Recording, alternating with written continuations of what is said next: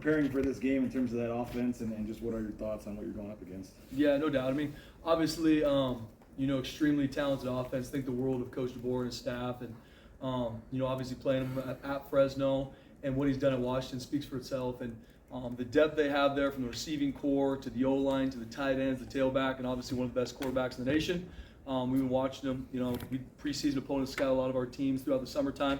Spent the majority of fall camp just focused on us and focused on what we need to grow, and especially having some younger guys in certain spots that haven't played a lot. But we are very aware, as well as our players, of the task at hand. How much does it make it tougher when they have not one but 2,000-yard receivers returning? Yeah. You can't just focus on one guy. Yeah, I mean, and that right there is why they've had so much success. There's when you've got multiple receivers that can create issues not only vertically but horizontally and after the catch, and you've got a quarterback that does a phenomenal job, not only accuracy and finding open receivers, does a great job creating movement in the pocket. He only was sacked 3 to 7 times, somewhere around that, the whole season, and they're the number 1 passing offense in the country. So hats off to them and how he's able to not only get the ball to the receivers, but create time for himself to be able to make those throws. So was it one of those things you were eager to turn the tape on, or not eager to turn the tape on? I kind of knew it was waiting for me a little bit, because I was able to watch some of their, got a lot of respect for what they do, so watch some of their games throughout the season. And then obviously jumping into preseason opponents, I kind of had a good idea what was waiting for me. So, we're excited about the group we got. Obviously, like I said, there's a lot of things we're excited to keep growing in. And I know our guys are excited for the task at hand, but we are very aware of what's waiting for us on Saturday. Penix only suffered a sack in 3 games last year. Like, what does he do specifically, or is it their offensive line that just allows him to stay untouched? Yeah. Well, Scott Huff, their O-line coach, does a phenomenal job. Run game, pass game, protections. But Penix does a phenomenal job creating space for himself. He does a great job feeling when pressure's coming to get the ball out. And he trusts his receivers, and they're on page a lot of the time, to where even if he feels pressures, he's going to give one of those guys a shot, and they either come down with it or they make sure the defense doesn't. So he's one of the best I've seen in a long time, that not only actually throwing the football, which he's obviously extremely talented at, but it's just making sure he doesn't get sacked and keeps the drives moving. They do a good job staying in front of the chains, and they do a really good job picking their spots. And I think Coach DeBoer, Coach Grubb do a really good job. There's plays after plays, right? They know what they're setting up. They know how to attack you, and they've done it for a long time. And so got a lot of respect for what they do. You talked a lot about the cornerbacks and leaving them on the island. Yep. and trusting them. Mm-hmm.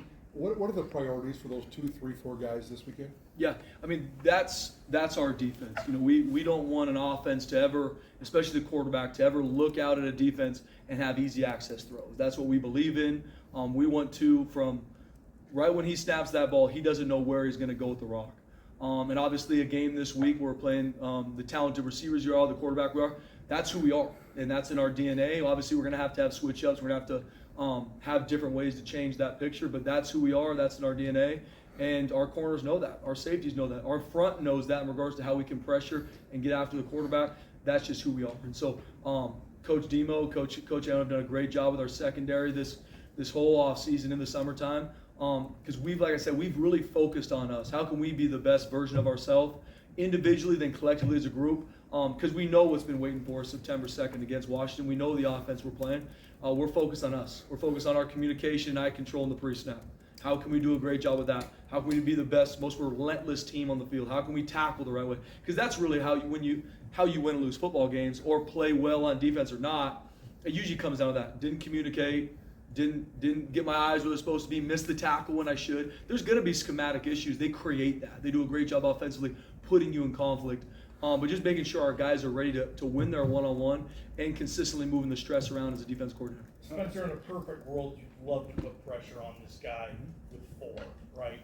But what's the challenge of being able to do that with this team? Well, I mean, you just look at their season, and they played some obviously really good defenses throughout the season, all the way from going through the Pac-12 schedule to the bowl game. And so a lot of guys tried that, and some guys had successful creating pressure. But not only does the offensive line do a really good job, like I said, is Penix does a really good job feeling that. So obviously creating rush from 3, 4-man rush is obviously ideal, and having to find ways to create pressure to him is going to be paramount. We cannot let him be comfortable, but we got to do a good job at all levels. It's not just the D-line or the edge guys creating pressure. We got to do a good job in the back end, not having them anywhere to go with the football, so he has to choke it a little bit longer. So it's going to be that's defense. That's obviously what they're looking to avoid, but that's going to be consistently throughout the game, is the fact of mixing that up. Sorry. I know at times last year, I mean, pressure was a little bit of an issue for you guys. I mean, how do you think it went in the offseason and fall camp in terms of trying to create some pressure? Yeah, obviously just from a development standpoint, from our edge players, from our D-line to our linebackers, that's a huge part too, because there's going to be ways that you can attack protections or attack different things you're seeing from an offense, but more times than not, you have to win your one-on-one. If it's on a tailback, if it's on a tackle, and so creating development from the weight room to on the field in the summertime, just having guys that can create one-on-one wins is going to be huge. It's going to be paramount for what we do defensively, and you need that. You need to create pressure on quarterbacks. That's why, especially in the NFL, the biggest way to stop the receivers and the quarterbacks is get to the quarterback. And so that's been a huge part of emphasis for us, and I feel like we've done a good job through this summertime, through fall camp. Obviously, still excited where we're going to be growing. We're playing with a couple younger guys in certain spots, especially in regards to getting after the quarterback, but they've grown a lot. Titus Toller came in here with a lot of experience, Big Ten program, all that. What did Milo Lopez do this last month to kind of beat him out, at least initially, for the backup spot at nickel? Titus is a great young man. It was awesome to get him in and going through spring ball, obviously brand new schemes, brand new stuff for him. And he's a smart football player, loves to learn, diligent, and did a good job picking it up, learning it, growing. Obviously, whenever something's new for you and you've only been in the system for 6 to 8 months, there's always going to be things that we're excited for him to grow in. And Milo, same way. They really came in at the same time, and both were very diligent in the meeting rooms, did a good job, picking things up. And I think it just, at the end of the day, comes down to who's the most consistent. And Titus is still going to be a huge part of what we do. There for a little bit, he'd get banged up a little bit through spring, a little bit banged up in the fall camp, but getting him back healthy is a huge part. And so both those guys are going to continue to compete. How much do you like the experience in the defensive backfield? I mean, you got 5 guys who played significantly last year for you, a 6 who would have been a starter, Markel, if not for the injury. Just going up against this offense, what do you like about your defensive backfield? Yeah, very excited about where we've grown to, especially leaving last season with losing, J.L. Skinner, Tyreek Jones, Caleb Biggers, some of these guys that had played a lot for us. Seeing our guys operate together as a unit through spring ball, and obviously still a lot to clean up through spring ball, then through summertime, even through fall camp. Obviously, there's always things to growing, but it's been awesome to see our guys play as a unit. Because especially in the back end, they set the whole communication and umbrella for our whole defense. As long as we're all on the same page, we got a shot. The second we don't, or the communication isn't there, that's when you give up explosive plays, and that's obviously one of the number one things you can't do defensively. So outside of them individually making plays, it's been really cool just to see them as a unit know, okay, what are we trying to get done with this call? What are some things you can do in regards to checks or things we want to get done formationally, and then obviously working together. That's fantastic what Jalen Clark did to get to this point now where he's going to be a starting quarterback for you guys. Mm-hmm. Yeah, it's been awesome to see JC grow, just not only from his time here, came in as a freshman during COVID, and just his consistent work ethic to, obviously, a lot of people didn't even know who he was for a long time. A little bit of special teams, a little bit here and there, played in a game here or there.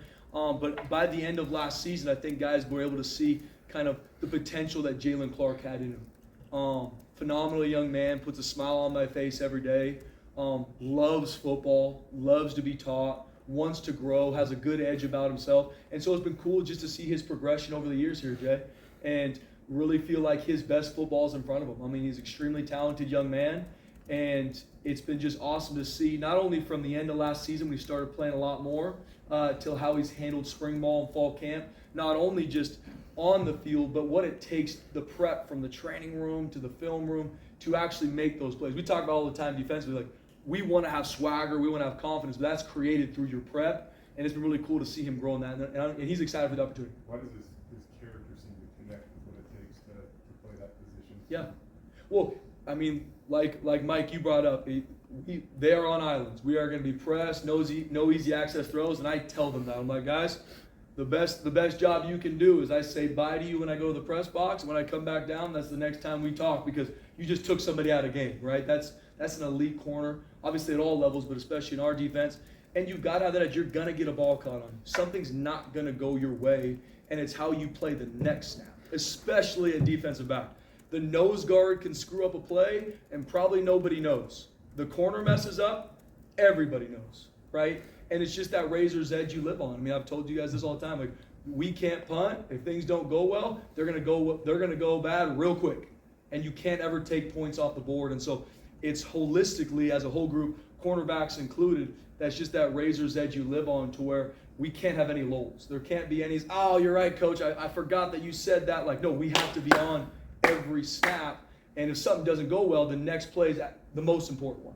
Give us a shot. Tackle the guy on the one, and we'll stay in the fight and get a shot to keep swinging. But it's always about the next play. And obviously at cornerback, it has to be that. You can never lose your confidence because the ball's cut on you. And JC has a good edge about himself. What's your favorite Jalen Clark story?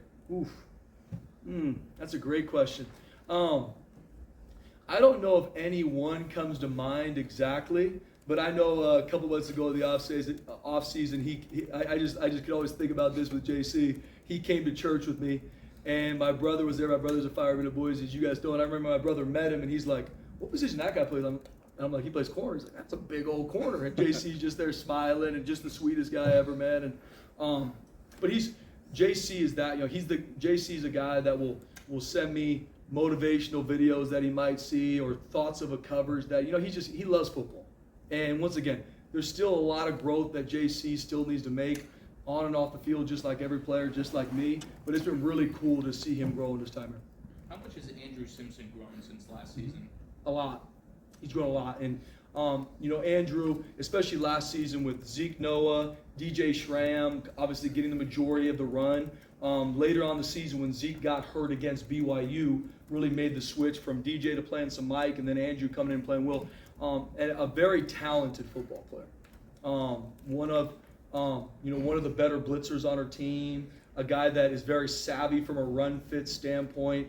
But it's just been cool to see him, go from not only just being a guy that can go out there and find the ball a little bit like we did last season. Now it's him growing in all it takes to be a linebacker. The communication, set in fronts, all the coverage aspects we asked for those guys. He's taken a huge step in that this offseason. And DJ Schramm has been a huge part of that, right? DJ, I don't need to talk to Andrew about what it takes to play linebacker. I tell him, watch DJ. That's how it takes. That's his process from Monday, Tuesday, Wednesday, all the way till kickoff. Just do that. And that's really helped Andrew grow. And obviously, as a redshirt sophomore, there's still a lot of growth that's needed. But I'm excited where he's headed. There's kind of two approaches you could take with a season opener. You could go with a lesser opponent and kind of ease into it, or you can get like a number 10 Washington out of the gate. What are the benefits of playing such a talented team, and what will you learn about your defense? Yeah. I think just like anything is, you come to Boise State to play in games like this. You don't try and whatever opponents put on our schedule, if it's game 1, game 2, that's the most important game.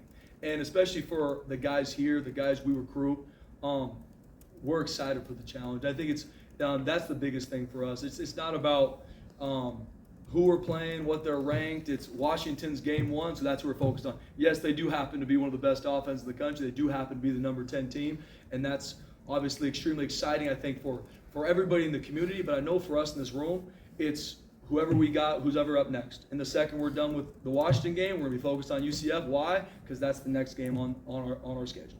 And that's really the focus for our guys, because especially there's so much outside noise sometimes in regards to your scheduling or who's coming up. You got to focus on what's at hand. We're focused on Washington because that's who we play in a week. Obviously, very excited about the opportunity. We know obviously the challenge is going to be, but you come to Boise State to be able to play in these type of games.